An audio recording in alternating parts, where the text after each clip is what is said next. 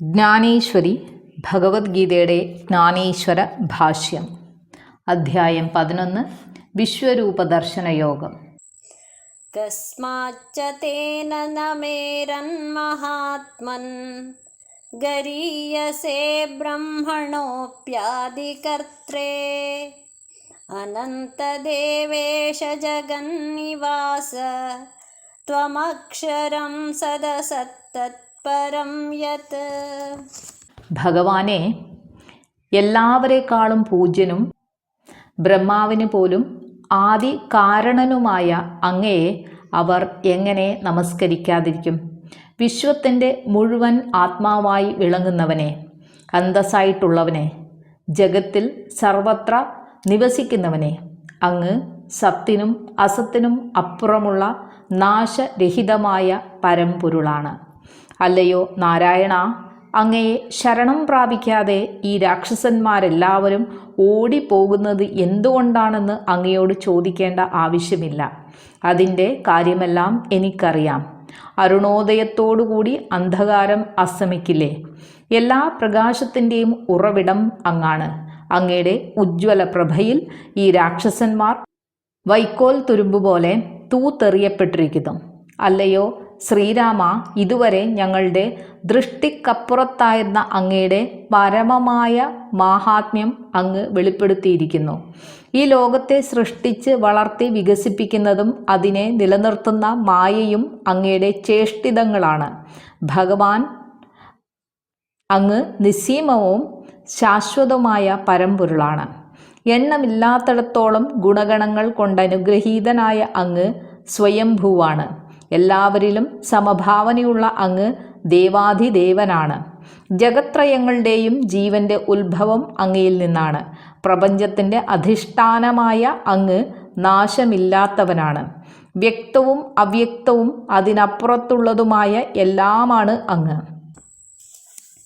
ത്വമാദിദേവഃ പുരുഷഃ പുരാണഃ ത്വമസ്യ വിശ്വസ്യ പരം നിധാനം വേത്താസി വേദ്യം ച പരം ച ധാമ ത്വയാ തതം വിശ്വമനന്തരൂപ. അനന്തരൂപനായ ഭഗവാനെ, അങ്ങ് ആദിദേവനും പുരാണ പുരുഷനും ആണ്. ഈ ജഗത്തിന് എന്നുമുള്ള ആശ്രയസ്ഥാനവും അങ്ങാണ്. എല്ലാം അറിയുന്നവൻ അങ്ങാണ്. അറിയപ്പെടേണ്ടതും എല്ലാറ്റിൻ്റെയും ഉറവിടവും അങ്ങാണ്. അങ്ങ് ഈ വിശ്വമാകെ വ്യാപിച്ചു നിൽക്കുന്നു. അങ്ങ് പ്രകൃതിയുടെയും പുരുഷൻ്റെയും അതിനപ്പുറത്തുള്ള എല്ലാറ്റിൻ്റെയും ഉൽപ്പത്തി സ്ഥാനമാണ്. അങ്ങ് പരമാത്മാവാണ്. എല്ലാറ്റിൻ്റെയും മൂലകാരണം അങ്ങാണ്. അങ്ങ് സ്വയം പ്രകാശിതനാണ്. അങ്ങ് പണ്ടേ ഉള്ളവനാണ്. വിശ്വത്തിൻ്റെ പരമാധിഷ്ഠാനവും അങ്ങ് തന്നെയാണ്. നിർണയാതീതമായ ഭൂതകാലത്തിൻ്റെയും അനന്തമായ ഭാവിയുടെയും അവബോധം അങ്ങേക്ക് മാത്രമാണുള്ളത്. വേദങ്ങളുടെ ദൃഷ്ടിയിൽ അങ്ങ് പരമ്പൊരുളുമാണ്. എല്ലാ ജീവജാലങ്ങളുടെയും അഖണ്ഡമായ ഏകരൂപമാണ്.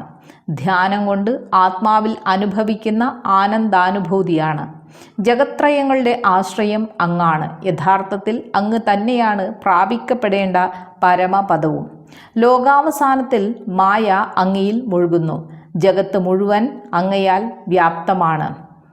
അനന്തരൂപനായ ഭഗവാനെ, അങ്ങയുടെ മാഹാത്മ്യം ആർക്കാണ് വർണ്ണിക്കാൻ കഴിയുക?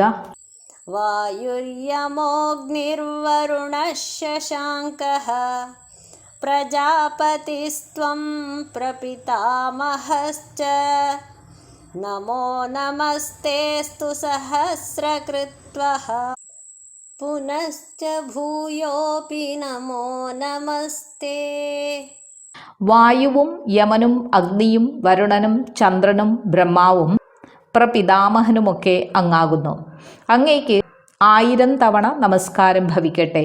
വീണ്ടും വീണ്ടും അങ്ങേക്ക് നമസ്കാരം, നമസ്കാരം. നമഃ പുരസ്താദഥ പൃഷ്ഠതസ്തേ നമോസ്തു തേ സർവത ഏവ സർവ അനന്തവീര്യാമിതവിക്രമസ്ത്വം സർവം സമാപ്നോഷി തതോസി സർവഃ. ഇങ്ങനെ എല്ലാമായി കാണപ്പെടുന്ന അല്ലയോ ഭഗവാനെ, അങ്ങേക്കായി മുൻപിലും പിമ്പിലും നമസ്കാരം. എല്ലാ ഭാഗത്തും അങ്ങേക്ക് എൻ്റെ പ്രണാമം ഭവിക്കട്ടെ. അനന്തവീര്യനും അമിത വിക്രമനുമായ അങ്ങ് എല്ലാറ്റിലും നിറഞ്ഞു നിൽക്കുന്നു. അതുകൊണ്ട് എല്ലാം അങ്ങ് തന്നെ. അല്ലയോ ഭഗവാനെ, അങ്ങയുടെ സാന്നിധ്യമില്ലാത്ത എന്തെങ്കിലും ഈ ജഗത്തിലുണ്ടോ? അങ്ങ് നിവസിക്കാത്ത ഏതെങ്കിലും ഇടമുണ്ടോ? അങ്ങ് എവിടെയൊക്കെയാണെങ്കിലും ഞാൻ അങ്ങയെ നമസ്കരിക്കുന്നു. അമേയനായ പ്രഭോ, വായുവും എല്ലാവരെയും ശിക്ഷിക്കുന്ന മൃത്യുദേവനായ യമനും എല്ലാ ജീവജാലങ്ങളിലുമുള്ള ജഠരാഗ്നിയും അങ്ങാണ്. അങ്ങ് തന്നെയാണ് വരുണനും ശശാങ്കനും, പ്രപഞ്ച സ്രഷ്ടാവായ ബ്രഹ്മദേവനും അദ്ദേഹത്തിൻ്റെ പിതാമഹനും. വിശ്വനാഥ, രൂപമുണ്ടെങ്കിലും ഇല്ലെങ്കിലും ഈ വിശ്വത്തിൽ നിലനിൽക്കുന്നതെല്ലാം അങ്ങയുടെ വിഭൂതികളാണ്. ഞാൻ അങ്ങയെ പ്രണമിക്കുന്നു. ഇപ്രകാരം സ്നേഹനിർഭരമായ ഹൃദയത്തോടെ അർജുനൻ ഭഗവാൻ കൃഷ്ണനെ വീണ്ടും വീണ്ടും വണങ്ങി. അവൻ തുടർന്നു, പ്രഭോ, ഞാൻ അങ്ങയെ വന്ദിക്കുന്നു. ദേവ, ഞാൻ അങ്ങയെ അഭിവാദ്യം ചെയ്യുന്നു. അവൻ കൂപ്പുകൈകളോടെ ഭഗവാന്റെ അടുത്ത് ചെന്ന് നമസ്കരിച്ചു. വീണ്ടും വീണ്ടും പറഞ്ഞു, ഭഗവാനെ, ഞാൻ അങ്ങയെ പ്രണമിക്കുന്നു.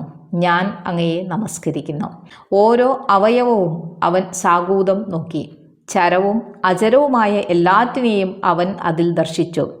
അത്ഭുത സ്തബ്ധനായി അവൻ പറഞ്ഞുകൊണ്ടേയിരുന്നു, ഞാൻ അങ്ങയെ വന്ദിക്കുന്നു, വന്ദിക്കുന്നു, വന്ദിക്കുന്നു. അവന് ഇതിനേക്കാൾ മഹത്തായ സ്തുതിവചനങ്ങളൊന്നും അർപ്പിക്കാൻ ഉണ്ടായിരുന്നില്ല. അതേസമയം നിശബ്ദനായി നിൽക്കാനും കഴിഞ്ഞില്ല. ഭക്തി നിർഭരമായ പ്രേമവായ്പോടെ അവൻ ഭഗവാനെ പ്രകീർത്തിച്ചു. അവൻ 1000 പ്രാവശ്യം ഭഗവാനെ താണുവണങ്ങി. അവൻ പറഞ്ഞു, ദേവേശ, അങ്ങയുടെ മുൻഭാഗവും പിൻഭാഗവും ഏതാണെന്ന് ചോദിക്കുന്നതിൽ അർത്ഥമില്ല. അങ്ങയുടെ എല്ലാ ഭാഗങ്ങളും എനിക്ക് ഒരുപോലെയാണ്. അങ്ങ് എൻ്റെ മുന്നിലും പിന്നിലും ഇരുഭാഗങ്ങളിലും നിലകൊള്ളുന്നു. അങ്ങ് വിജയിപ്പൂതാക. അങ്ങയുടെ വിശ്വരൂപം എല്ലായിടത്തും വ്യാപിച്ചിരിക്കുന്നു. അങ്ങ് ആത്മരൂപേണ എല്ലാറ്റിലും വസിക്കുന്നു. ഞാൻ അങ്ങയെ പ്രണമിക്കുന്നു. അങ്ങയുടെ പ്രഭാവം നിസ്സീമമാണ്. അങ്ങ് സർവശക്തനാണ്. അങ്ങ് സർവവ്യാപിയാണ്. ക്ഷീരസാഗരത്തിലെ തിരമാലകളിൽ ക്ഷീരമല്ലാതെ മറ്റൊന്നും ഇല്ലാത്തതുപോലെ അങ്ങ് എല്ലായിടത്തും വ്യാപിച്ചിരിക്കുന്നു. അങ്ങ് ഈ വിശ്വത്തിൽ നിന്ന് വ്യത്യസ്തമല്ലെന്നും അങ്ങാണ് ഈ വിശ്വം മുഴുവനെന്നും എനിക്ക് വ്യക്തമായി വെളിവായിരിക്കുന്നു. വിശ്വനായക, അങ്ങേക്ക് വന്ദനം. അങ്ങ് വിജയിക്കട്ടെ.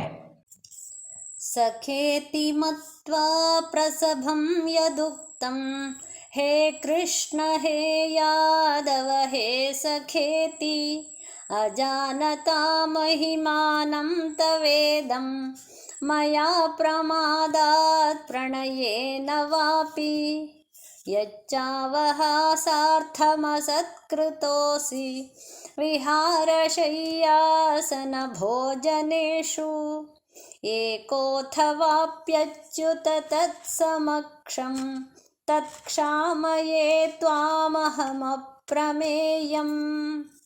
അല്ലയോ അച്യുത, അങ്ങയുടെ ഈ മഹത്വത്തെപ്പറ്റി അറിയാൻ പാടില്ലാതെ കൂട്ടുകാരനെന്ന് കരുതി അജ്ഞത കൊണ്ടോ സ്നേഹാധിക്യം കൊണ്ടോ ഹേ കൃഷ്ണ, ഹേ യാദവ, ഹേ കൂട്ടുകാര എന്നിങ്ങനെ അലക്ഷ്യഭാവത്തിൽ ഞാൻ അങ്ങയെ വിളിക്കാൻ ഇടയായിട്ടുണ്ട്. അതുപോലെ കളിക്കുമ്പോഴോ ഇരിക്കുമ്പോഴോ കിടക്കുമ്പോഴോ ഉണ്ണുമ്പോഴോ ഒറ്റയ്ക്കോ മറ്റുള്ളവരുടെ മുമ്പിൽ വെച്ചോ നേരം പോക്കായി ഞാൻ അങ്ങയെ പരിഹസിക്കാൻ ഇടയായിട്ടുമുണ്ട്. ഭഗവാനെ, അതൊക്കെയും ക്ഷമിക്കണമെന്ന് അനന്ത മഹിമാവായ അങ്ങയോട് ഞാൻ പ്രാർത്ഥിക്കുന്നു. ഭഗവാനെ, അങ്ങയുടെ യഥാർത്ഥ സ്വരൂപം അറിയാതെ എൻ്റെ ഒരു ചാർച്ചക്കാരനെ പോലെ കരുതി ഞാൻ അങ്ങയോട് പെരുമാറി. അത് എന്നിൽ നിന്നുണ്ടായ അനുചിതമായ ഒരു പ്രവൃത്തിയാണ്. നിലം കഴുകുന്നതിന് ഞാൻ അമൃതാണ് ഉപയോഗിച്ചത്. ഒരു കഴുതക്കുട്ടിക്ക് വേണ്ടി കാമധേനുവിനെ കൈമാറി സ്പർശമണി ഉടച്ച് അസ്ഥിവാരം കെട്ടി. കൽപ്പതരു വെട്ടിയെടുത്ത് വളപ്പിന് വേലി കെട്ടി. ഇച്ഛാദായകങ്ങളായ ചിന്താമണി രത്നങ്ങളെ പാഴ്ക്കല്ലുകളെന്ന് കരുതി അലഞ്ഞു തിരിഞ്ഞു നടക്കുന്ന കന്നുകാലികളെ വിരട്ടിയോടിക്കാൻ അവയുടെ നേർക്ക് എറിഞ്ഞു. അതുപോലെ അങ്ങയുടെ ദിവ്യമായ സാന്നിധ്യത്തെ വെറും സൗഹൃദമായി ഞാൻ കണ്ടു. ഈ യുദ്ധം എത്രയോ നിസ്സാരമായ ഒരു കാര്യമാണ്. എന്നിട്ടും പരബ്രഹ്മമായ അങ്ങയെ എൻ്റെ സാരഥിയാക്കാൻ ഞാൻ പ്രേരിപ്പിച്ചു. ഔദാര്യവാനായ പ്രഭോ, ഈശ്വരനായ അങ്ങയെ സാധാരണ മധ്യവർത്തിയായി ഞങ്ങൾ കൗരവരുടെ അടുത്തേക്ക് ദൂതു പറയാൻ അയച്ചു. വിശ്വത്തിൻ്റെ നായകനായവനെ, ഈ വിധത്തിൽ തുച്ഛമായ ലാഭത്തിനു വേണ്ടി ഞങ്ങൾ അങ്ങയെ വിനിമയം ചെയ്തില്ലേ? സമാധിസ്ഥരായ യോഗികൾ അടയുന്ന പരമാനന്ദമാണ് അങ്ങെന്ന് മനസ്സിലാക്കാൻ കഴിയാത്ത വിഡ്ഢിയായ ഞാൻ അങ്ങയോട് എന്തെല്ലാം പരിഹാസവാക്കുകൾ പറഞ്ഞു വിനോദിച്ചു. അങ്ങ് ഈ ജഗത്തിൻ്റെ മൂല കാരണമാണ്. എന്നിട്ടും അങ്ങ് ഞങ്ങളെ സന്ദർശിച്ചപ്പോഴെല്ലാം ഞങ്ങളുടെ ഒരു സാധാരണ ബന്ധുവെന്ന നിലയിൽ എത്രമാത്രം സുപരിചിതനെ പോലെയാണ് നേരമ്പോക്കുകൾ പറഞ്ഞ് രസിച്ചിരുന്നത്. ഞങ്ങൾ അങ്ങയുടെ ഗൃഹം സന്ദർശിച്ചിരുന്ന അവസരത്തിൽ എത്രത്തോളം ഹൃദ്യമായിട്ടാണ് അങ്ങ് ഞങ്ങളെ സ്വീകരിച്ചിരുന്നത്. ഞങ്ങളോടുള്ള സ്വീകരണത്തിൽ എന്തെങ്കിലും അശ്രദ്ധ ഉണ്ടായാൽ അത് അപമാനകരമായി കരുതി ഞങ്ങൾ ദേഷ്യത്തോടെ അങ്ങയെ വിട്ടുപോവുകയും അങ്ങ് ഞങ്ങളെ സാന്ത്വനിപ്പിച്ച് പ്രീതിപ്പെടുത്തുകയും ചെയ്തിട്ടുണ്ട്. ഞങ്ങളെ തൃപ്തിപ്പെടുത്താനായി അങ്ങ് ഞങ്ങളുടെ കാല് പിടിച്ചു പോലും പലതും പറഞ്ഞിട്ടുണ്ട്. ഞങ്ങൾ അങ്ങയെ പല വിധത്തിലും നിസ്സാരനാക്കിയിട്ടുണ്ട്. വിജ്ഞനാണെന്നുള്ള അഹങ്കാരത്തോടെ ഞാൻ അങ്ങയുടെ വാക്കുകൾ അവജ്ഞയോടെ അവഗണിച്ചിട്ടുണ്ട്. അല്ലയോ വൈകുണ്ഠനാഥ, അങ്ങയോട് നേരമ്പോക്കിനായി മൽപ്പിടുത്തം നടത്തിയപ്പോഴും ഗദായോധനം ചെയ്തപ്പോഴും ചതുരംഗം കളിച്ചപ്പോഴും ഞാൻ അങ്ങയോട് ഷണ്ഠ കൂടുകയും അങ്ങയെ ഭർസിക്കുകയും ചെയ്തിട്ടുണ്ട്.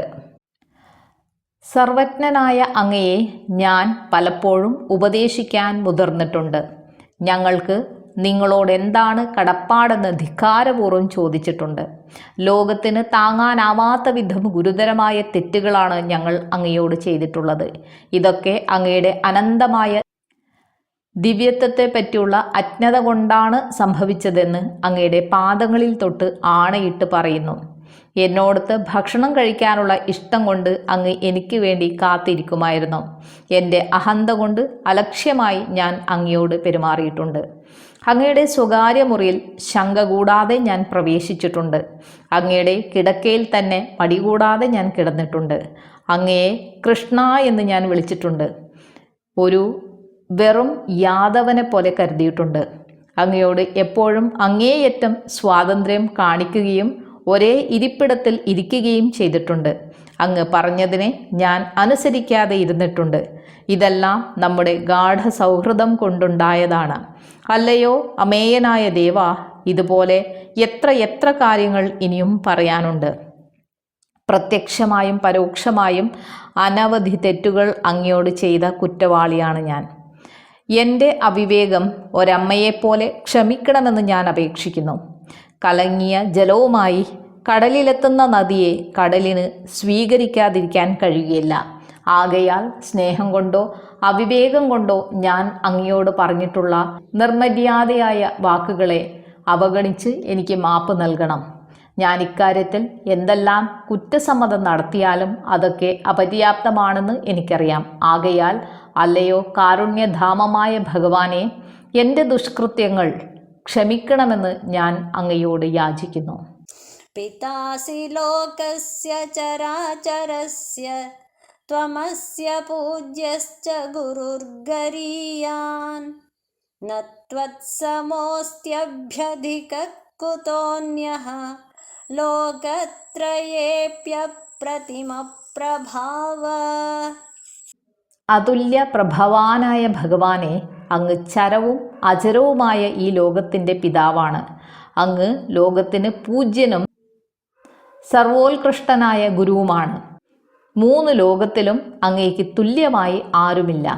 അങ്ങയേക്കാൾ ശ്രേഷ്ഠനായ മറ്റൊരുവനെക്കുറിച്ച് പിന്നെ പറയേണ്ടതില്ലല്ലോ. അല്ലയോ ഭഗവാനെ, അങ്ങയുടെ യഥാർത്ഥ മഹത്വം എനിക്ക് അനുഭവപ്പെട്ടിരിക്കുന്നു. ചരവും അചരവുമായ എല്ലാ വസ്തുക്കളുടെയും ലോകം അങ്ങിൽ നിന്ന് ജനിച്ചതാണ്. ഹരിയും ഹരനും ഉൾപ്പെടെയുള്ള എല്ലാ ദേവന്മാരുടെയും ദേവാധിദേവനാണങ്ങ്. അങ്ങ് ആദി ഗുരുവാണ്. അങ്ങിൽ നിന്നാണ് വേദങ്ങൾക്ക് വെളിച്ചം ലഭിച്ചത്. അല്ലയോ രാമ, അങ്ങ് അജ്ഞേയനാണ്. അങ്ങ് നിഷ്ണാതനാണ്, പരമാത്മാവാണ്. എല്ലാ ജീവജാലങ്ങളിലും സമദൃഷ്ടി ഉള്ളവനാണ്. അങ്ങ് നന്മയുടെ പ്രതിരൂപമാണ്. അങ്ങയുടെ മഹത്തായ പരിപൂർണതയെ മറ്റൊന്നിനോടും തുലനം ചെയ്യാൻ സാധ്യമല്ല. രണ്ടാമതൊന്നില്ലാത്ത പരമ്പൊരുളാണങ്ങ്. അങ്ങ് സൃഷ്ടിച്ച ആകാശം ലോകത്രയങ്ങളെ ഉൾക്കൊള്ളുന്നു.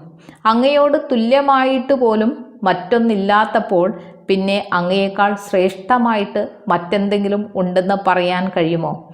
അങ്ങയുടെ ദിവ്യമായ മാഹാത്മ്യം വർണ്ണനാതീതമാണ്.